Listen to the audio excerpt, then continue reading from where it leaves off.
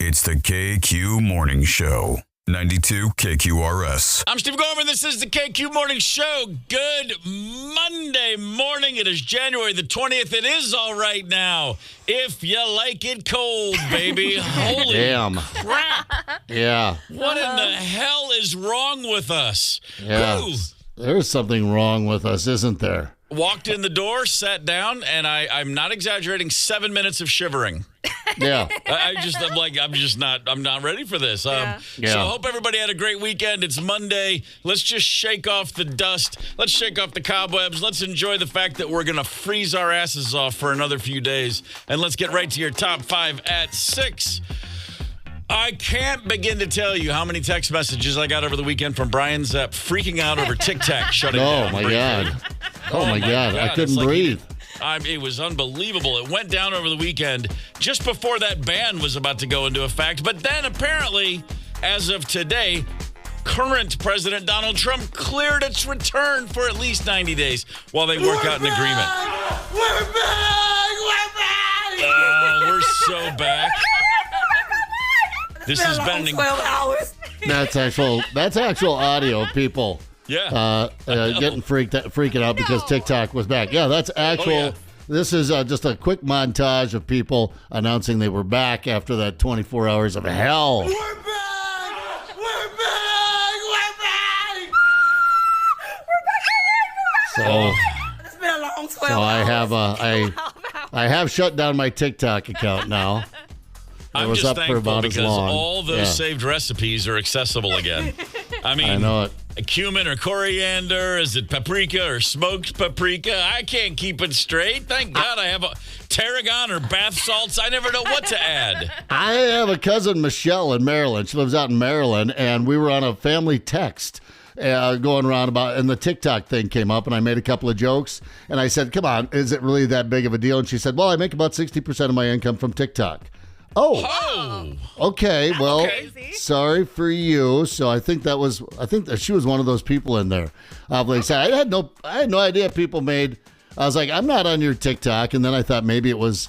I made another joke, and she said it's not OnlyFans, Brian. It's TikTok, but she does things with recipes. I had no idea. She used to own at McDonald's, and then she retired, and now she does healthy food, I guess. Something about guilt. I'm working on a new platform called Only Tick, and Only Tick. I like it. It's just pictures of ticks, deer ticks. Yeah, that'll be big in Minnesota. Number 4 in your top 5 and 6. Hey, if you're going to the state fair this summer, and of course, if you aren't, what the hell's wrong with you? Start saving a couple extra nickels right now. The cost of the fair is going up by $2 a head. Again. Yeah, man. $2 extra. On-site parking is up to $25 this summer.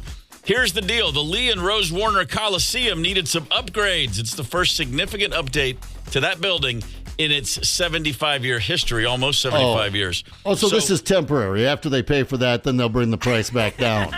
Yeah, sure. Well, once we know that all that livestock can get in and out safely with the new additions, all the cattle, we got to look out for them, and then we're going to be good to go. Then, in fact, I think after they do the renovations, Brian, it'll just be free. Well, Steve, as a matter of fact, it was free in 1859, the first year. And then from 1859 to 2005, it went up to $9. That means in 150 years, it went from $0 to $9. Wow. And in the last 20 years, it more than doubled in price. All right. Gotcha. Damn. We already have a Disney World, by the way. We don't need another Disney World. I'm late for cap everything. The spending. This is now my 3rd year in Minnesota being told about how awesome it used to be. It used to be great around here, man. This place is amazing. You missed it. Great. Thanks, everybody. Missed it. Number 3 on your top 5 and 6. If you, like me, drive by a McDonald's every now and again and think to yourself, no, I'm just going to keep, well, maybe just a little, good news. Business Insider, of all people, has a nutritionist who said, hey, listen, here's what you should get. If you're looking to stay healthy, if you don't want to junk out, but you see those golden arches, here's the healthiest menu items you can order. We're going to help you out. Number 1, apple slices. If you knew that McDonald's sold apple slices, congratulations. What the hell's wrong with you? If you go to McDonald's for an apple, I mean, You're doing you it just wrong. Yeah, you're doing so many things wrong. But number 2, and this is good news for me, an Egg McMuffin, they say. 310 calories, 17 grams of protein. Yeah, man, I'm a McMuffin guy from way back. Oh, yeah. Love me a McMuffin, yeah. I'll hit one just by itself. I don't get the hash browns. I do stop. I used to, and then at some point it dawned on me I'm just throwing grease down my throat. Like it's you have to have that coffee that hot because of the hash brown grease feeling in your throat and the summer. Yeah, you're absolutely right. That's why they nuke that coffee so hot. I do the same thing with nutritionists. I like to hit one. Yeah. Yeah, sure you do. Just smack him in the head and say, look, I got a mirror. Okay, I can deal with this. Yeah. But apparently, then it goes down the list. And, I mean, again, this is just compared to other stuff on the menu. But another item I saw is the McCafe Americano. Seriously? Again, if you're getting something called a McCafe Americano at McDonald's, please just stop kidding yourself. You're confused, and I'm glad I don't know you, because I don't know anybody that would ever order such a thing at McDonald's. Number 2 in your top 5 at 6. Football fans, we've got our NFC and AFC championship games set after a weekend of scintillating divisional round play. You've got the Washington Commanders somehow at Philly, and then the Buffalo Bills, who escaped the Ravens last night at Kansas City. I'll just say it once, Ryder. Is there anything you want to say for your beloved Detroit Lions? I don't want to talk about it. No, not at all? No. Okay, well, me and Zepp will talk about it. Great. Holy crap. Did anyone see Washington coming? I didn't. No, I didn't. Did Washington come or did Detroit go? I mean, that's just, Sam Darnold would feel right at home in that locker room, wouldn't he? You talk about a choke. I thought the double-digit spread was an easy bet because Commanders do have, and they're big in the fourth quarter. But thinking that they would actually win the game, and then in fact win the game themselves by double digits, as big a playoff upset as I can remember in years. I mean, in a divisional round, you get some first-round weird ones, but man, that was shocking. Most of the time, the playoffs is about the quarterback. You can fake it during the season, but the quarterbacks rise to the top in the playoffs. That's why we see Mahomes and Allen, these guys continuously getting back to these games. And even Lamar Jackson, these guys make the playoffs the same and win playoff games every year. Every once in a while, a Trent Dilfer wins it with one of the greatest defenses ever. Or something like that. But most of the time, the better quarterback, and Jaden Daniels is the rookie of the year and a phenomenon, a true Hands phenomenon, and definitely a much better quarterback than Goff. Wow. I choke when I say it. Try saying it with me, Ryder. I choke a little. Goff. It just gets hung up right here. I'm sorry. I'll tell you what. Steve and I were texting each other a little bit that night. We were. You left me out of that group chat. Well, it was a group hug. It was a group hug for you. It was expressing our sadness for you, and we didn't want to include you in that because then it would make you more sad to know that we actually were thinking of you. No. But Bright Point Twins pitchers and catchers report in 24 days. all right, go wild. Yeah. I'll tell you what. There we go. But I am done hearing about the NFC North being the greatest division in football all season long. All season long. Oh, they're the best. Look at the records. Best division in football. Okay, I'm done. It was great while it lasted. It was Camelot, wasn't it? Yeah. Hey, quick morning shout out to our friends over across the line. Hudson, Wisconsin, or as my dad would have said, Hudson, because he dropped his H's after he turned 50 and we never figured out why. Hudson, good to have you with us. We're thinking of you this morning. Bundle up, Hudson. Bundle up, everybody. Wind chill today is going to be looking at, we'll be in the 20 belows. 29 is possible for the Twin Cities. The cold weather advisory is definitely in effect until noon tomorrow. This is crazy cold, and I guess I should do the responsible thing and remind you not to use generators or grills inside. That's the one notice I always see, like, remember, no grills or generators inside. And I recognize that some people do that because they don't feel like they have another option. No, go somewhere else. Do what you can. This is crazy cold. There's nothing funny about it. I hate this cold. Yeah. I like cold weather. I like the snow. This is nuts. Yeah, this is how you beat this cold. This is what you do. This works for me every year. You go down to that exercise equipment in your basement, Yeah, where all the there you go. sweaters and sweatshirts are hanging on. Yeah, grab yourself something nice and warm off that. That's how you beat it. That's going to work every single time. There's your top 5 and 6 for Monday, January the 20th. Oh, kids are fun, aren't they? Nothing like a house full of toddlers. A single mom in Colorado, her name is Monica Long. She's got 3 kids. She's got a teenager and 2 toddlers. Turned her back on the kids for a little while, getting ready for a birthday party, getting the house ready. She's just got things on her mind. Comes in, finds that her kids are covered in dirt somehow. They're inside the house, but they're covered in dirt. It's on their faces, their lips, their hands. She's like, what the hell did they get into?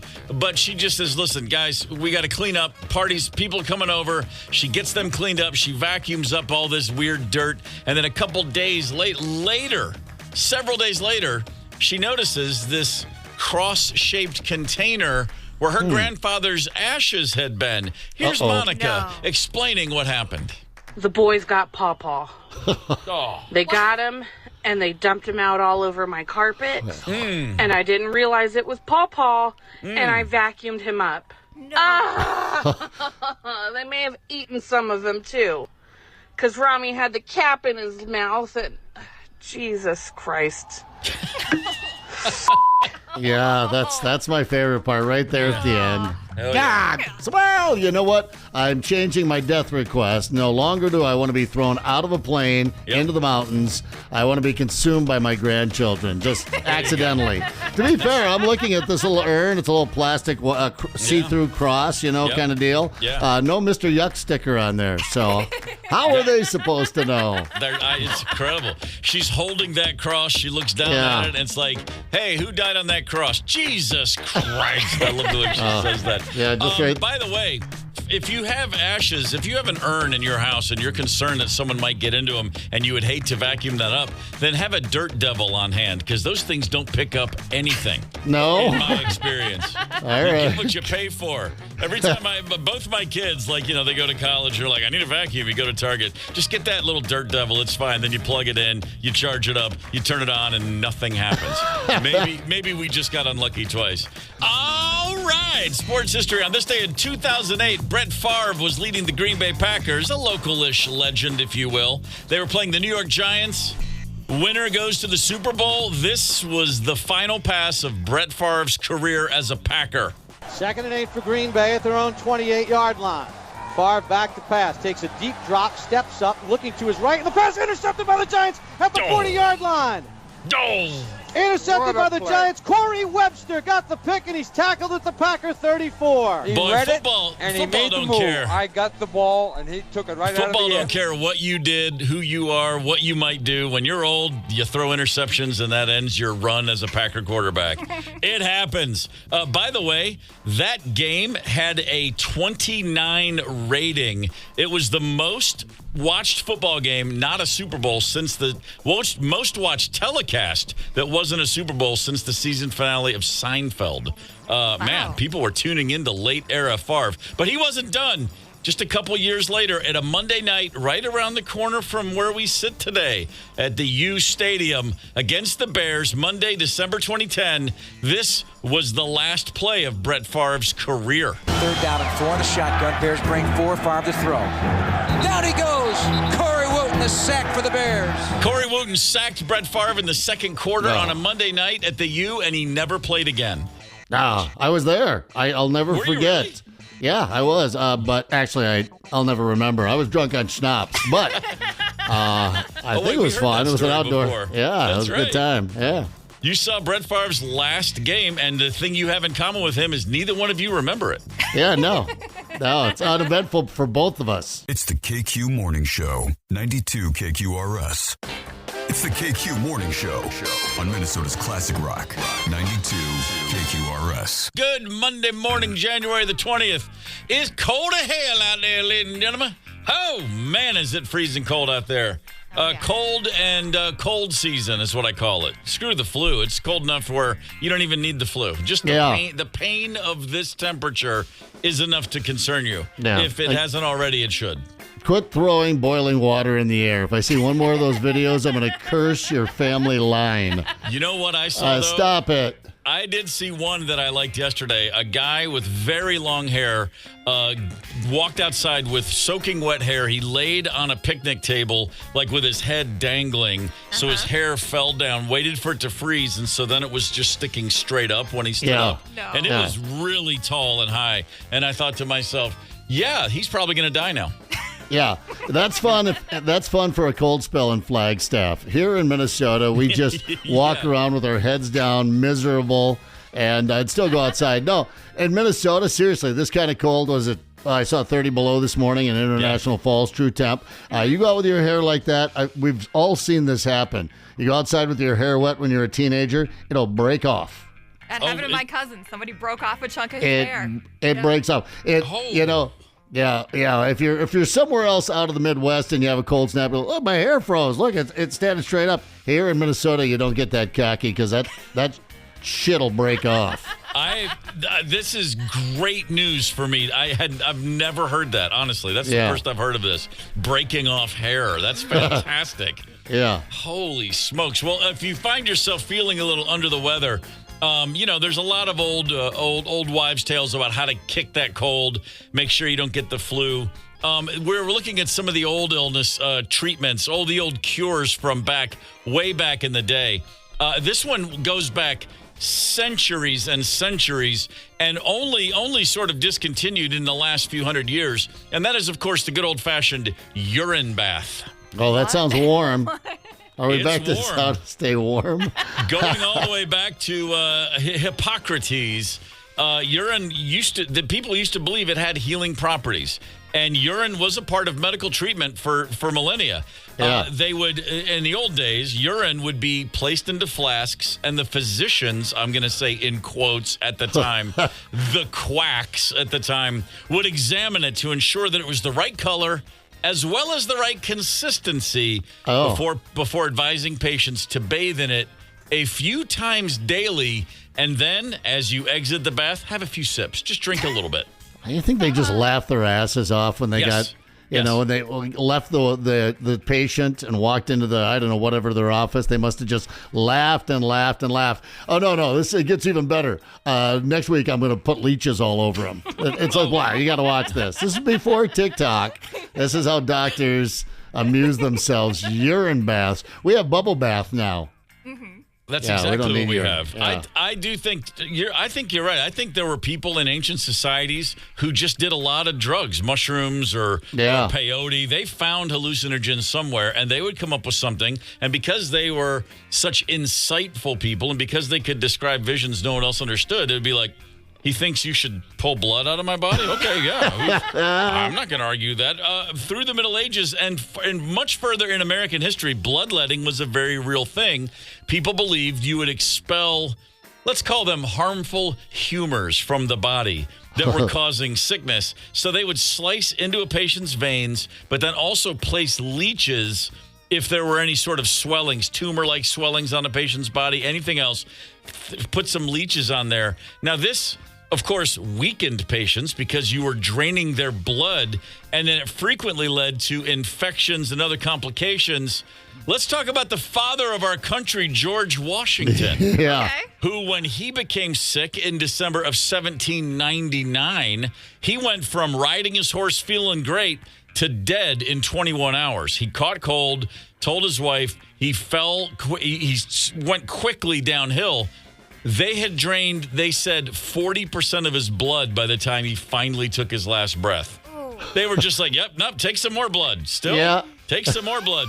He was bled 5 times over 8 hours. They did a procedure to what they called bleed him.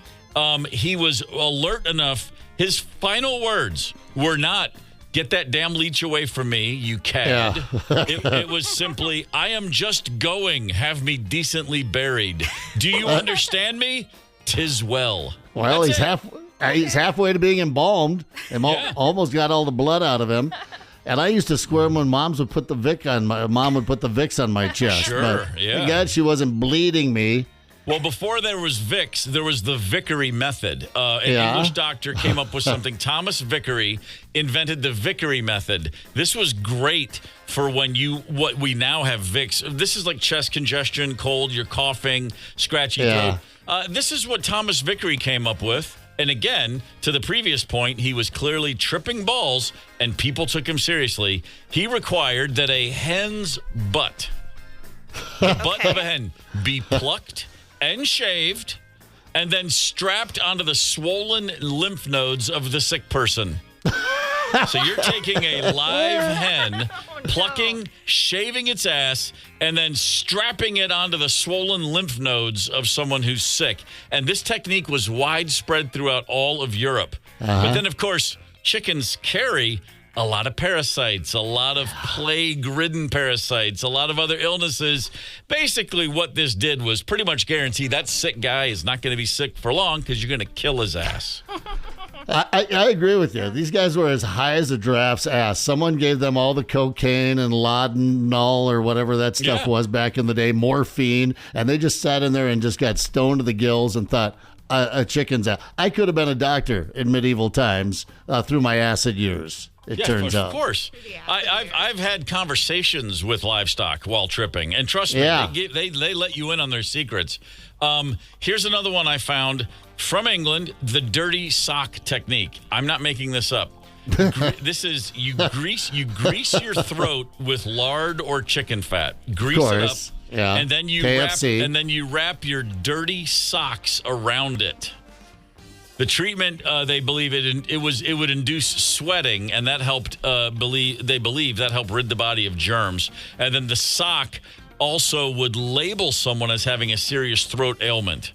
Sure. So, if you had strep or diphtheria or anything like that, those were very contagious. The sock was actually to warn others, stay away from this guy. This sounds like a teenager coming up with excuses as to why he doesn't pick up his socks. All right. Go for it, man. How about a little whiskey and some lemon water? Thank you very much. I like that one. Yeah.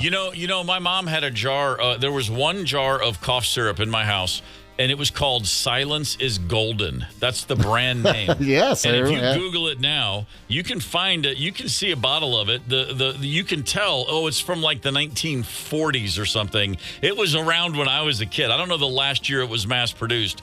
But basically, Silence is Golden was something that had a kind of a honey flavor and smell mixed with just straight up alcohol, probably whiskey.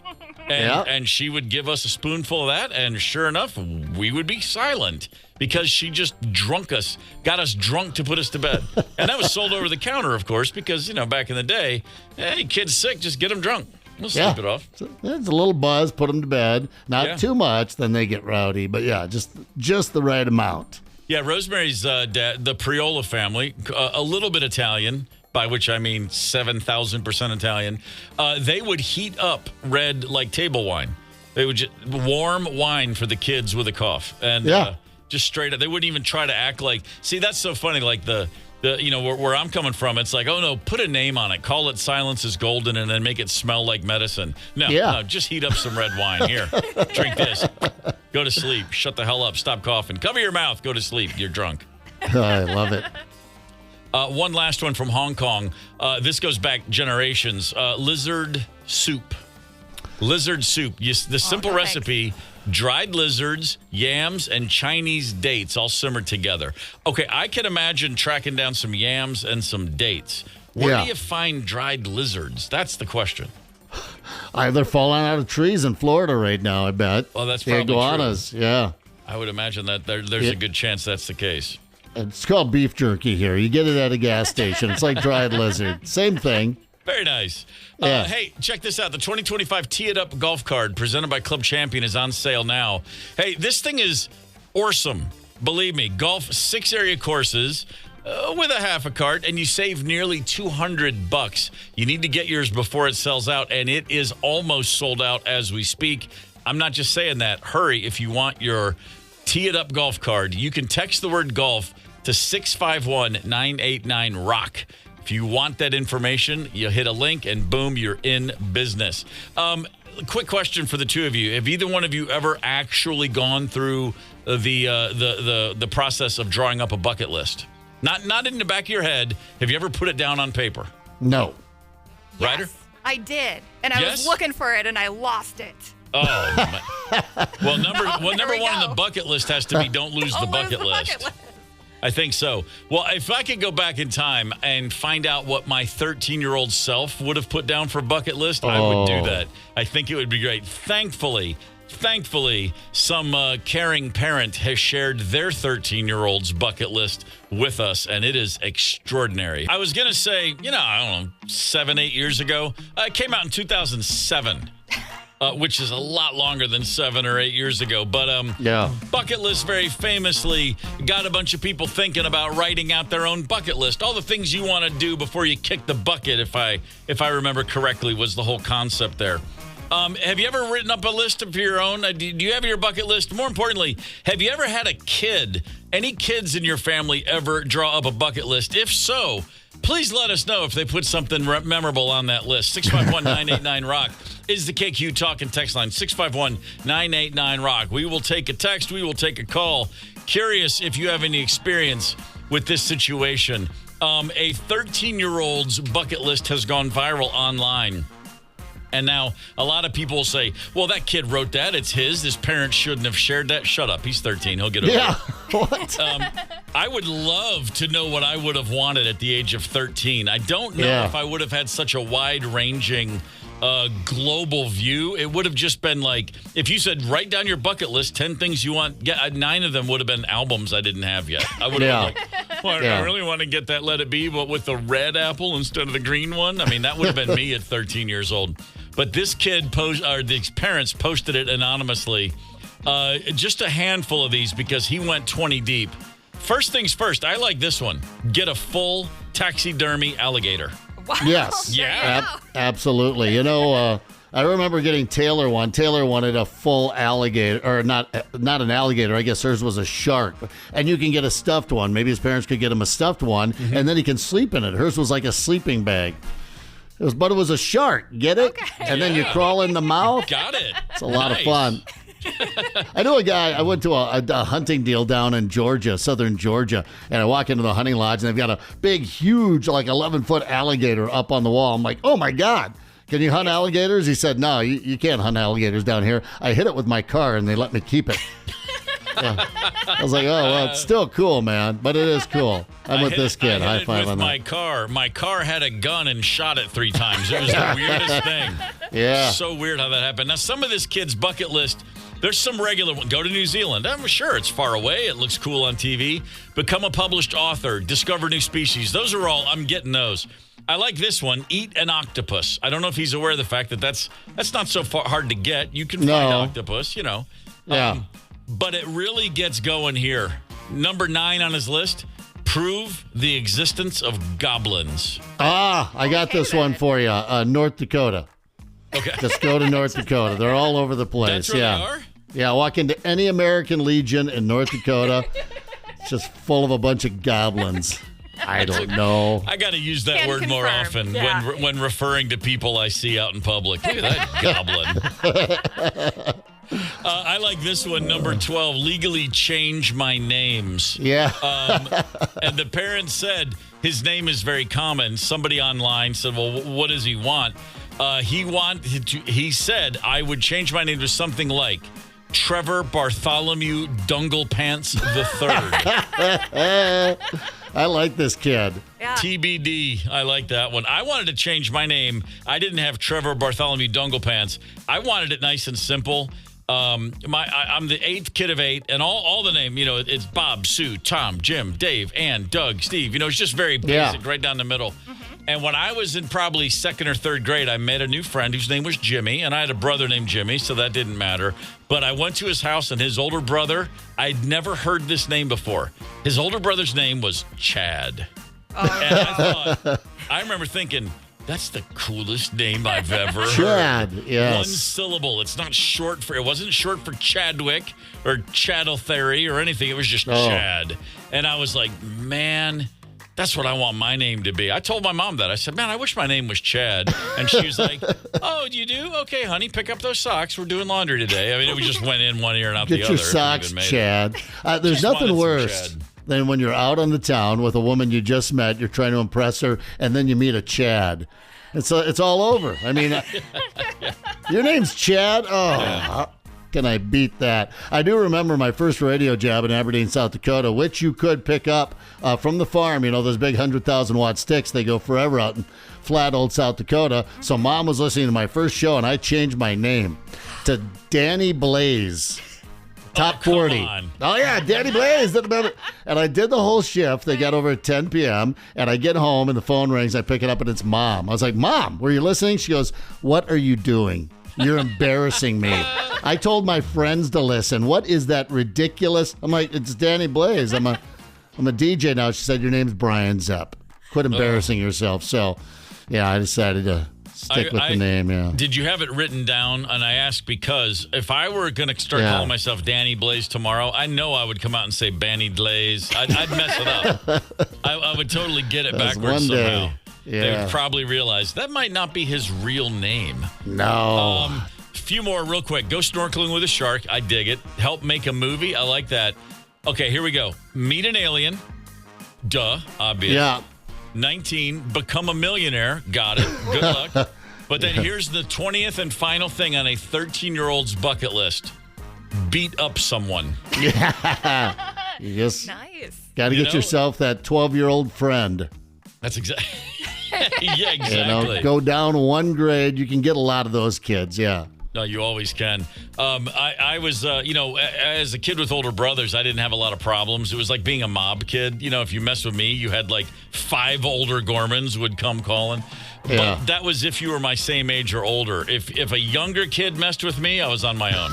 Yeah, right. That was the rule. Handle it's this, like, Steve. Yeah. It's like, hey, man, you know, or even in my same age. If you were a grade above me and you crossed my path and got in my face, you had hell to answer to. But if you were my age or younger, I was like, you're just going to get me, and I would normally try to say something funny and get the hell out of there. Not so much a fighter, really, is what I learned early on in life. It wasn't really my thing. It's overrated. That happens. It is real cold out there, ladies and gentlemen. Crazy cold out there. Kind of so crazy, your body might start betraying you. Bodies do very odd things when the weather is as cold as it is today. We will discuss. Hang tight. It's the KQ Morning Show, 92 KQRS.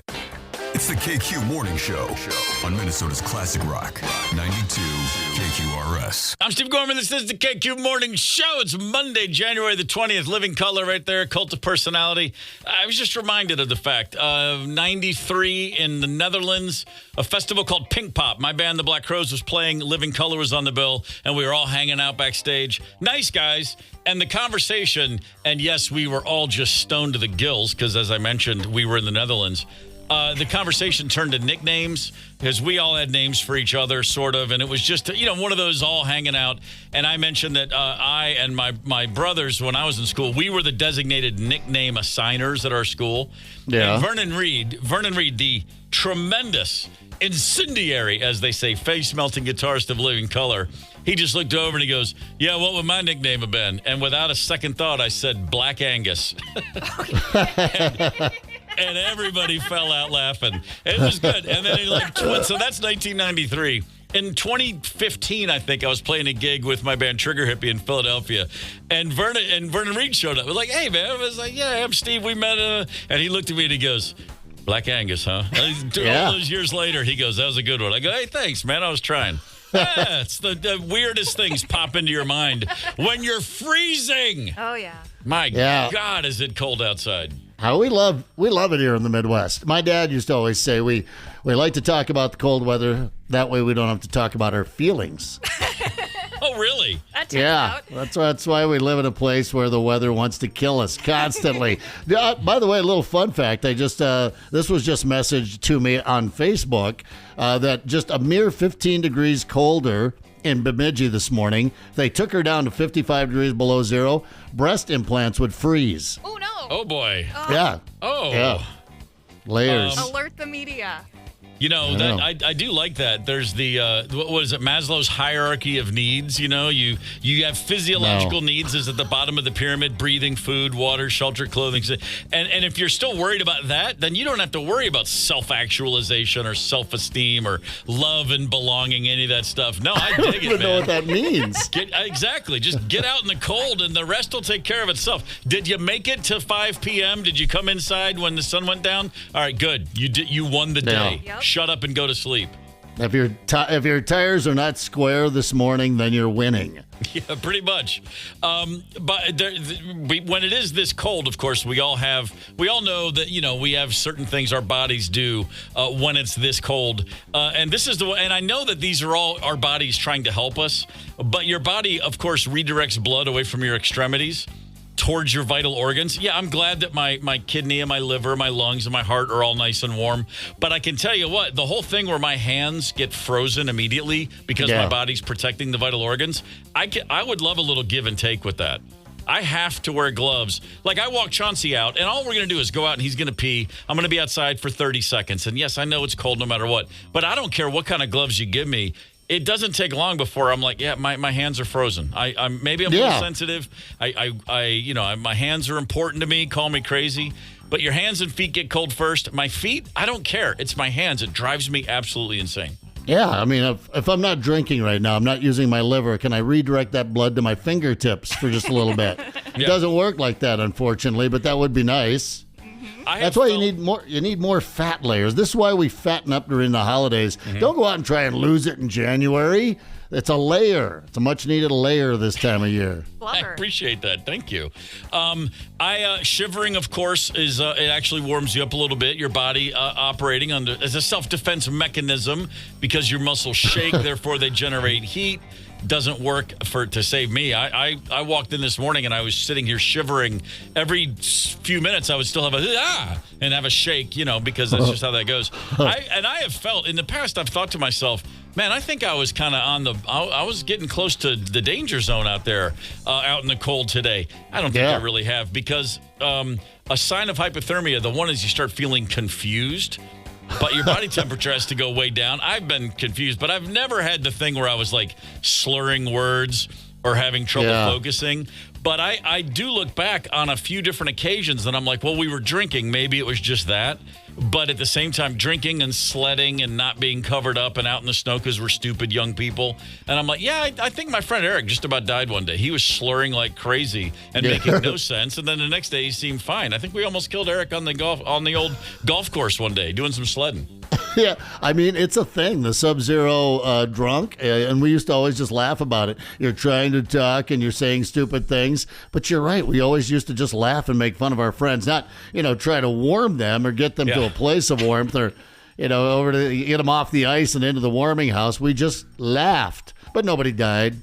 We on the KQRS Facebook post, there's a post. What's the worst job out when it's this cold?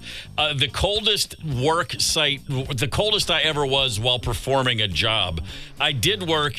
This is not a joke. You can laugh. I did work construction briefly. In the late 80s. It was just in the month of December, and this was down in Georgia, but it gets cold down there. There are ice storms occasionally, and I had to lay out a new, octagonal, big, stepping stone sidewalk, stop sign shaped, big sidewalk, stepping stones on a day when it was in the 20s, high teens. And it was me and a guy who spoke no English. He was just pointing and yelling at me and then showing me how to do it.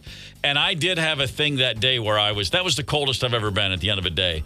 And to this day, this is now almost 40 years ago, I still drive through that neighborhood and look at that sidewalk and go, yeah, it's still there. I almost died putting those stepping stones in for some guy outside a nice house. But I can remember the teeth chattering and the shivering, but it didn't go away for hours. You know what I mean? It was I was pushing it. But again, I was, 21, 22 years old, and I got in, and then I just immediately got drunk and pretended it didn't happen. So, it's all about how do you have the panache to handle it and just move on with your day? kind of how we handle it. I remember being a kid, I see Donna on our Facebook page, farmer, just asked my husband, yeah. I mean, there are some jobs where you're like, it's just too damn cold. I don't care how important it is. But first responders, and I'm not going to just lump farmers in with them, but you've got animals you got to take care of, and we had to feed the damn things so they didn't starve to death, and they're worth a lot more than kids. So Dad would send us out there. And I remember, I mean, so then the high point was when, or maybe it was the low point, you couldn't feel your fingers or toes anymore. But then coming inside and that painful thawing out of your joints, because I'm sure we had some sort of frostbite, some level or degree of frostbite. Sure. And it would, I just would have rather had my fingers and toes chopped off as they slowly came back to life, because that's intense pain. I'm curling my toes just thinking about it. First responders, that would suck. Swimsuit model, Mike, I disagree. If you get on just about any website and look at women in frigid cold temperatures and bikinis, there's thousands of pictures. You know, they don't have to be out there for very long. Iron workers 75 feet in the air. No, don't go outside today. I'm going to reiterate something that I told you on Friday, which is there's no way in hell I'm ever doing one of those polar plunges. Make no mistake. I said that when it was in the 30s. And today, trust me, that ain't never going to happen, as they say. Oh, man. You can find Steve Gorman and the KQ Morning Show podcast anywhere you get podcasts, anytime you want. The podcast is sponsored by our dear friends, at Devani's Pizza and Hot Hoagies, which is always a good idea. It is January the 20th.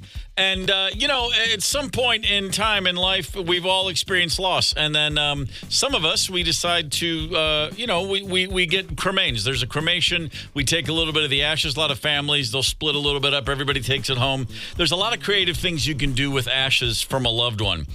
In my personal family, we do have cremains in the Gorman household. It's for all of our pets. We got Marbles, we got Ginger, we've got Clementine, we got Zelda. We have 4 little things of cremains of the animals. No human cremains, and hopefully none anytime soon. But we have them, and what we do that's so creative is they just sit in a box and we forget they're there. They're just on a shelf somewhere.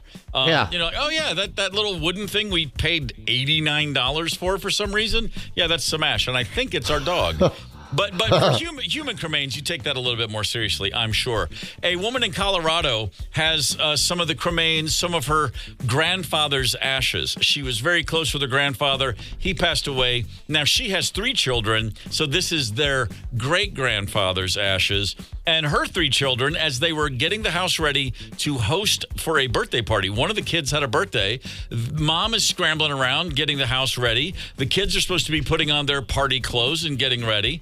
And then at some point, this woman, her name is Monica Long, she looks down and sees her children are dirty. They've got dirt all over their faces, all over their hands. There's a bunch of dirt on the rug. She's confused. And then, of course, she takes to social media to share her shocking discovery, which took her a couple days to put together 2 + 2. Here's Monica. The boys got PawPaw. They got him, and they dumped him out all over my carpet. And I didn't realize it was PawPaw, and I vacuumed him up. They may have eaten some of him, too. Oops. Because Rami had the cap in his mouth, and Jesus Christ. Yeah, there it is. Just let it all out. Those little ash holes anyway. Yeah, no kidding. I mean, Keith Richards very famously boasted of snorting some of his own father's ashes after his old man kicked off. And then later came out and he goes, I was just saying that to get attention. And then everybody around Keith was like, no. We think you actually said it because it was true.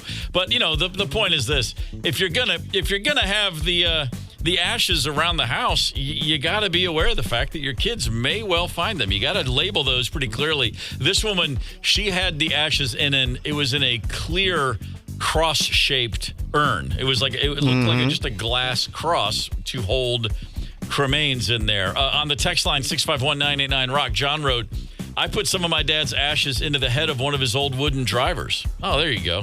Oh, yeah. Yeah, keep this one straight, Dad. Works. And then you slice, and then you can blame him yet again for your poor swing. Yeah, I know. My mom, I've often said, wants to have her ashes made. She's threatening to make them into jewelry to give to each one of our kids. I'm like, all right, well, I'll put it right with all of my other jewelry that I've lost over the years. That's right. That choker that I had in junior high, there was the class ring. I don't know who ended up with that. And then, of course, the wedding ring. I don't know who ended up with that. I think one of my kids took it out of my glove box one day. But, yeah, it's ash. I think PawPaw would have found this somewhat. I don't know PawPaw or anything about this guy, but I think he would have probably thought this was a little funny. I would. If you, yeah, of course. If you can't find humor in this from the great beyond, I mean, what are you doing up there, dude? You're wasting the afterlife if you can't enjoy this. I have a buddy in England. His dad died about 10, I say 10, so that means it was probably closer to 20 years ago. His dad died, and he was able to scatter his father's ashes. Check this out. There was a business, and it was called Fly a Spitfire, and you could get up in an old Spitfire, the old fighter plane from World War II, and his dad had not served but grew up in that generation, the post-war Brits, and he loved Spitfires, and so my buddy had his dad's ashes spread from a flying Spitfire over the countryside. And I was like, man, that's pretty cool. I mean, that's a whole lot of money for what you hope was your dad's ashes being spread. Yeah. But that was kind of cool. I dig that. Would have been a lot cooler if you would have got him the ride before he died. But, hey, the ashes are cool, too. That's fun. Sooner or later. For him, you know what I mean? I've seen a thing. It's like, we have radio controlled helicopters like drones. You can scatter your beloved one's ashes from a drone. And of course, there's at sea or just anywhere you travel in the world, you put a few of their ashes here and there and here and there. I've never done this, so but I haven't really had time to think about these sort of things. I wouldn't do anything that someone didn't ask me to do. For their ashes. Yeah. But I guess this is just something that people are certainly faced with. I guess I got to get to thinking on this. If it's me, what am I going to say? Where do I want my ashes spread? It's not going to be like my Little League field. I was terrible. I got to come up with something better. Yeah, no ashes for me. It just sounds like kind of I'm thinking of my buddy John. John, I don't know. We haven't talked in years if you're out there, man. He was going on like year 12. Dad's ashes. He wanted them scattered somewhere. I forget where his dad wanted his ashes scattered, but it wasn't like in the Alps, or in Tibet at the top of a mountain somewhere. It was like, I don't know, this golf course they liked in Minnesota. 12 years running, his dad's ashes still in his trunk. Oh, no. I'd be like, dude, is that it was in a box. I assume there was an urn or something in the box. Yeah, I was back there, and every time we'd throw something in his trunk, I'd be like, dude, are those your dad's ashes? You want to just go spread them now? He's like, no, I'm going to make a whole thing out of it. I'm going to do it and do it right. And then a year later be like, are those still your dad? I'm pretty sure your dad didn't want to be if he sold that car, if he traded it in, his dad's ashes came with it, I'm sure. I think that is doing something. I think that is doing it right. Like if I'm going to come up with a plan. I think driving around with them for 12, 13, 14 years, that's incredible. Once you spread them, they're gone. No, this is still there. That's fantastic. The guy at the grocery store, can I help you out with your groceries? Sure. And then you open the trunk. Just put those eggs. Watch out for my dad's ashes. Just put that's the gift that keeps on giving. On the KQ Talking text line, we got this text. My dad was a gunsmith, put his ashes in shotgun shells, and then fired them into the mountains. Hell yeah. That's nice. Hunter Thompson, legendary writer. Yeah. One of my favorites. Hunter S. Thompson, his ashes were shot via a ginormous cannon up into the atmosphere, courtesy of Johnny Depp and John Cusack and a bunch of other people who spent a lot of money to make sure that happened. That's because he said, please, when I die, put my ashes in a giant cannon and shoot them into the atmosphere. I mean, I guess it's do whatever you'd like, whatever gets you through the night. After I'm dead, who cares? I'll check this out. On the text line, a coworker told me he kept his mother's ashes in the trunk of the car until one winter when he got stuck in the snow and used her for traction. That's it. That's it. There you go. How do you know you're from the Midwest? That's fantastic. I love that. I don't know. I was stuck. I couldn't figure out, and I heard my mom's voice. You dumbass. Use me. This is my last chance to help you. Perfect. Get out of this. Unreal. Another text. We shot our buddy's ashes out of a Civil War cannon at the Reed's Gun Fair in Little Falls last year. Epic send-off. Yeah, I would say so. Man, that's fantastic. All right, fair enough. It's good to know. It's good. Clearly, I've got to add a few things, not to my bucket list, but to the. I can't even say what I was going to say. You got a bucket list, then you got your it list, which is I'm gone. You know what I'm going to say? Do what you want. I don't care. I'm gone. I'm dead. It might be interesting if, like, your grandmother or grandfather die, if somebody old in the family dies, don't let the family know who it is yet. Just say it's one of them, and then do, like, a gender reveal. Like, hit the golf ball, and if it's pink, yeah, it's Grandma. Grandma's dead. It's pink. I'm just saying. Fantastic. You know what? It's never too old for a gender reveal party. That's the lesson we've learned here today.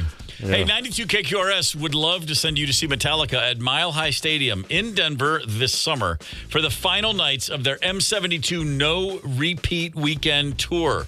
For a shot to win snake pit tickets with a 360 view of the show for both nights, that includes, of course, airfare and hotel for two, text the national keyword MASTER to 95819 for your chance to win. The top 5 at 9 coming up. Hang tight. It's the KQ Morning Show, 92 KQRS. It's the KQ Morning Show on Minnesota's Classic Rock, 92 KQRS. It's Monday, January the 20th. Have a Cigar from Pink Floyd, a song not sung by Roger Waters, not sung by David Gilmour, but Roy Harper, of all people. Roy Harper, English folk singer, was in the studio that day, and he was listening to them, and they were tracking the song, and then Gilmour tried to sing it, didn't work. Waters tried to sing it, didn't work, and Roy goes, "I'll take a shot." And they were like, "Really? Okay, give it a shot." And there you have it. Bang. Good. Got to be in the right place at the right time sometimes. Yeah. What if Tiny Tim was down the hall? What if he sang that song? I'll get AI on it right away. The crazy train. Right. Are you kidding? That'd be fantastic. That would have been true rock history. We were talking earlier about things people have done with some cremains. Some really nice text messages have come in. Here's one. I spread some of my dad's ashes below the deer stand where each of his 3 boys shot their first deer. I dig that. Aww. Yeah. Yeah. That's a good one. And then somebody got out of that deer stand later on and peed all over Dad's ashes. Well, sure. They had like 4 old Milwaukees in the deer stand. Yeah, I mean it's the circle of life right there. You know, it's all that is it. And then you have a text like this one that came in. I was helping my sister-in-law move, packing her kitchen, and I grabbed a cereal bowl on the upper cupboard. I'm short, so it was a reach. I grabbed the bowl and dumped ashes all over me. Head, hair, shirt, everywhere. My sister-in-law comes in and sees this and starts crying, saying, "That was my cat." Oh my, well, okay. She writes, "Really? No Ziploc bag loose in a cereal bowl in the kitchen? So gross." Yeah, that reminds me of Meet the Parents a little bit. Wasn't it, didn't he, Fokker? Oh, that's right, yeah. He uncorked the champagne or something like that, knocked Grandma's ashes onto the floor, and then the cat went over and peed in them. Yeah, that rings a vague bell. It's been a minute since I saw that one. All right. Todd texted in, a friend was cremated and given to his best friend. While the man was alive, he did not get along with his daughter. After the cremation, the daughter wanted the ashes. When she came to collect the ashes against her father's will, his best friend scooped up some ashes from his fire pit and sent her on her way, never to hear from her again. That's a good way to handle that, I think. And I'm going to share one more. This is a good one. Annie, my significant other passed away 3 years ago. We first shot some of his ashes out of a World War II cannon at a game preserve. We then sent his ashes off our favorite hiking spot, Carlton Peak on the North Shore. He was a Jameson guy, so one of his best friends brought him to the Jameson distillery in Ireland. Yes. We sent him off the cliff at his favorite movie bar in Cozumel. We sent him off our home resort in Cancun. He's at the Renfest and the State Fair. He was a guy on the go. We've done that man right. Annie? Yeah. Nice. Wonderful. That's brilliant. There's your winner. I would like to say to my children, could we do all that stuff while I'm alive? Please. Don't. Finally, Dad's dead. Let's take his ashes everywhere he wanted to go. Could we do that? That's awesome. No, that's fantastic. That's great. Celebrating someone's life. I love it. No, that's 100% winner right there, Annie. You get the blue ribbon for the day. Very well done. Lucky man who was with Annie for all those years, clearly. All right, let's get to your top 5 at 9. If you're just joining us, you may have missed some of these stories. We think they kind of matter. Or, in the case of this first one, we're just sharing it because we have to. TikTok has been restored. It's going to be okay. We're all going to make it. We're back! We're back! We're back! It's been a long 12 hours. But so that was actual reaction on TikTok after that grueling 24 hours where I'm sure we all just were suspended in hell. So now do we not care that the Chinese, I never understood the reason we couldn't have TikTok in the first place. Was it because the Chinese would get my information? I think so. And then they would. Yeah. Was it like Manchurian Candidate? I guess. Would I kill someone, or would they just have my freaking information? Because everyone has my information. I can't wait for your gubernatorial run in a few years, and we're going to go. Ever since you got on TikTok, all of a sudden, the Minnesotan candidate, he's running for governor. Brian Zepp. What's your platform? Don't ask questions. That's my platform. Right, exactly. Just vote That's for my me. platform. That audio, that really was real. People who are creating things on TikTok. Now, for a lot of people, as Zepp, you mentioned, some people make money on TikTok. Michelle. You've got family members making money.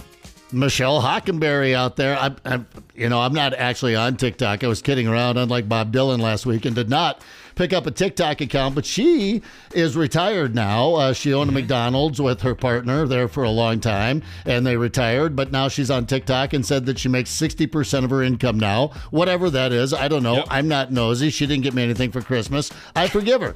But she makes 60% of her earnings off TikTok. But she does something nutritional now. I guess her penance for owning a McDonald's all those years. So on Friday, the Supreme Court ruled that TikTok would be banned over the weekend. That was a 9-0 ruling.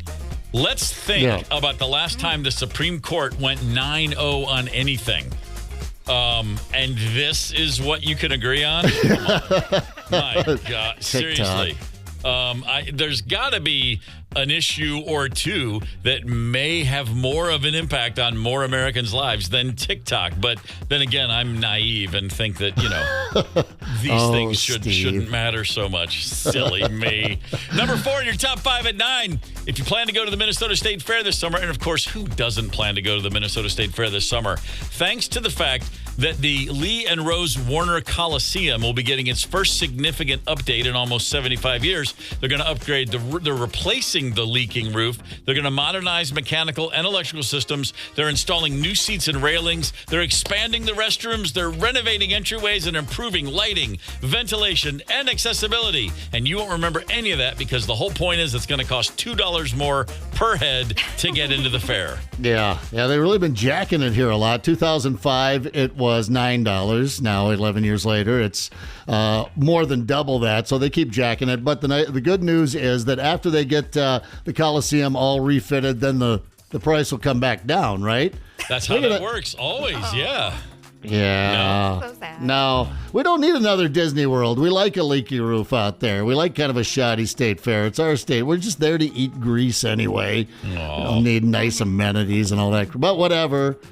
Keep gouging. Well, this year, just under 2 million people attended the fair. And so 2 million times 2, according to my math, is about $4 million. So, yeah, the budget contains $14 million for the first phase of renovation work. So, yeah, not going to see those pricing going back down anytime soon. The fair does begin August 21st. Hey, listen, that's what is that, 7 months from tomorrow? Isn't that exciting, huh? Right. We'll be bitching about the heat 7 months from tomorrow. It's so hot out. Here's number 3 on your top 5 at 9. If you find yourself driving by the Golden Arches and going, should I get something? Should I not? Should I get something? Should I not? We're going to help you out here. A group of nutritionists have looked at the McDonald's menu and they've determined what is the, I can't say healthiest thing to get, but what is the least unhealthy thing?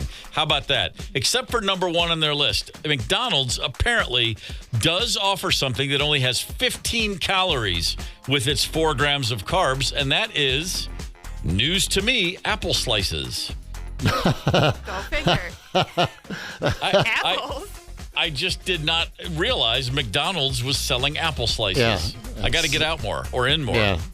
I mean, but you take your kid there, you get them apple slices so you can pound a quarter pounder. All right. I look at McDonald's. When I go to McDonald's, which is not that often anymore, it's almost always for a breakfast item. That's just when I decide that it sounds better to me. And the Egg McMuffin is a staple. Only 310 calories, 17 grams of protein. That's number 2 on the it's healthier than everything else they have type of thing. And then if you need that burger, just get the normal hamburger. Stay away from the Big Mac, the quarter pounder, or all the specials. Just go with the hamburger. Or as I used to do in college, get 4 or 5 of them. Yeah. Here, for nutritionists, stay out of it. Don't, if we're going to McDonald's, the last people we want to hear from are nutritionists. Piss off. I did have someone who told me, no, don't get the fries at McDonald's, man. That's just the worst calories. The deep fry. Someone gave me a whole reason, this is in the 1980s for crying out loud. And my response was, yeah, that makes sense. So I'll just have 5 cheeseburgers instead. Works for me. I was a happy kid. Number 2 on your top 5 at 9. Let's see what we have here. The NFC North represent the greatest division in pro football historically ever by won and lost records. They all hit the playoffs. Let's see. We're talking about the Vikings, the Packers, the Lions. 0 playoff wins between them. Oops. Man, how quickly they fall. The Detroit Lions got absolutely, I'll just say it, bitch slapped by the Washington Commanders. In Detroit, I guess it's safe to say those defensive injuries finally caught up to them. They got a team that walked in there that did not give 2 flying farts at the moon for the records. Washington, they just beat Detroit up and down the field in a way that I don't think anybody saw coming. I thought the spread was 10 points, 9.5. I thought that was crazy. I thought Washington would keep it closer than that. Never in a million years did I think they'd get a double-digit win. So now Washington, everybody's sudden underdog darlings, will travel to Philadelphia for a game Sunday at 2. On the AFC side, Buffalo at Kansas City, as it should be, the number 1 and 2 seeds in that division. Both games have an over-under of 48 points. That's a lot of points for late January freezing cold football. Philly is favored by 5.5, KC by 1.5. We all know where this is going. Until someone beats the Chiefs in a playoff game, I'm just going to assume they're untouchable. And if you saw the game on Saturday, and not that Houston deserved to win that game, but my gosh, it just needs to be said. Just put Patrick Mahomes in bubble wrap. Yeah. I mean, there you go. There you have it. Hey, you know what? Go wild. Sure. I mean, I don't care. There's nothing left in me that cares anymore about this at all. I mean, maybe, I suppose, if the Commanders run the table, it'll be kind of interesting to me. But that's not going to happen. Kansas City will win. They'll beat Buffalo next week. Yep. Philadelphia and Washington, who cares? Yeah. Kansas City wins another Super Bowl. And, what did you say, Ryder, earlier this morning? Pitchers and catchers report soon. 24 days. Yep. Game on. Anybody buy that damn team yet? Well, hang on. We got a game tonight now. Your 2 favorite teams, Notre Dame and Ohio State. Boy, if there's ever a game where I'm like, can both teams just get sick? Can both teams get that stomach bug and they spend the whole game throwing up on top of each other? That would be cool.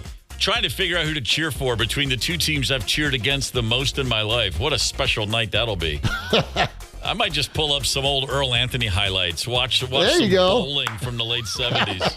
Come on, man. Earl the Pearl, a little lefty out there with those glasses. He'd always make that quick adjustment. He was the best. Hey, want to give a quick morning shout-out to our friends in Becker, Minnesota.